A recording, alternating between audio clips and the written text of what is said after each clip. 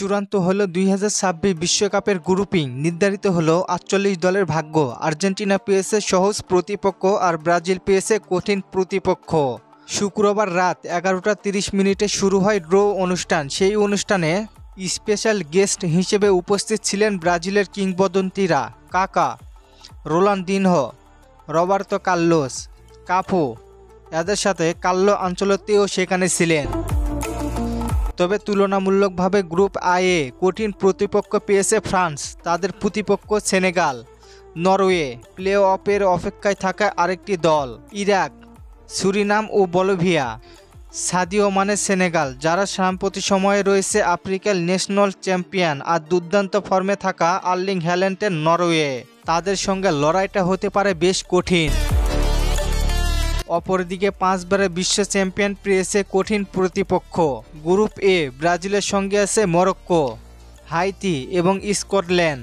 Haiti তুলনামূলক সহজ প্রতিপক্ষ হলেও মরক্কো হতে পারে সেলেসাওদের গলার কাটা।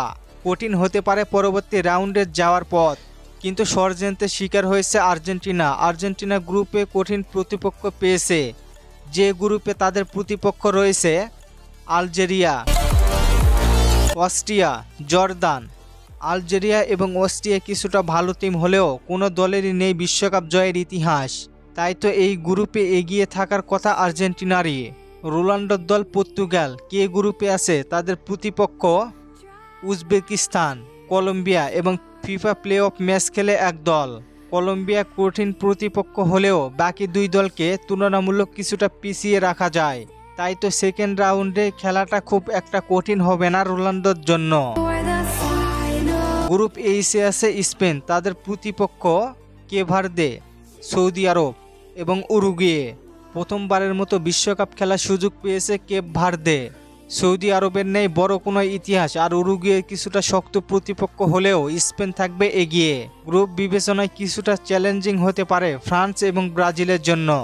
যেহেতু খেলা মাঠে হবে তাই তাকিয়ে থাকতে হবে সেই দিকেই। আপনার কি মনে হয়, ব্রাজিল কি পারবে গ্রুপ চ্যাম্পিয়ন হতে? জানিয়ে দিন কমেন্ট করে। আর চলেন আপনাদের কমেন্টগুলো দেখে আসি।